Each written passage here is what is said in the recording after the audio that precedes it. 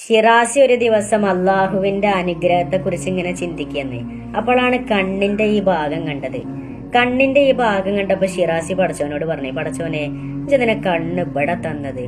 എന്റെ രണ്ട് കണ്ണും ഈ ചൂണ്ടുവിരലാണ് ഇജ്ജ് തന്നിക്കണ്. എന്റെ ബാക്കിലുള്ളതൊക്കെ എനിക്ക് ഇങ്ങനെ നോക്കി കാണായിരുന്നല്ലോ റബ്ബെ, ഇജ്ജെന്തിനപ്പൊ കണ്ണ് ഇവിടെ തന്നത്? അങ്ങനെ പടച്ച റബ്ബിന്റെ അനുഗ്രഹത്തെ എതിർത്തുകൊണ്ടിരിക്കുമ്പോഴാണ് ഷിറാസിക്ക് വിശന്നത്.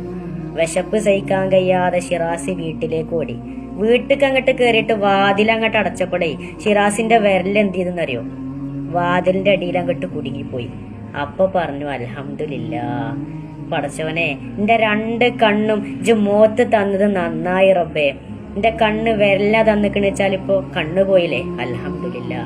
അല്ലാഹ് ഖുർആനിൽ പറയുന്നുണ്ട്, നിങ്ങൾ ഏഴാനാകാശത്തിലേക്ക് നോക്ക്, നിങ്ങൾ ഭൂമിയിലേക്ക് നോക്ക്, നിങ്ങൾ താരാപഥങ്ങളിലേക്ക് നോക്ക്, നിങ്ങൾ സൂര്യനിലേക്ക് നോക്ക്, നിങ്ങൾ ചന്ദ്രനിലേക്ക് നോക്ക്, നിങ്ങൾ മാമലകളിലേക്ക് നോക്ക്, നിങ്ങൾ സസ്യലതാദികളിലേക്ക് നോക്ക്, നിങ്ങൾ നിങ്ങളെ തന്നെ നോക്ക്.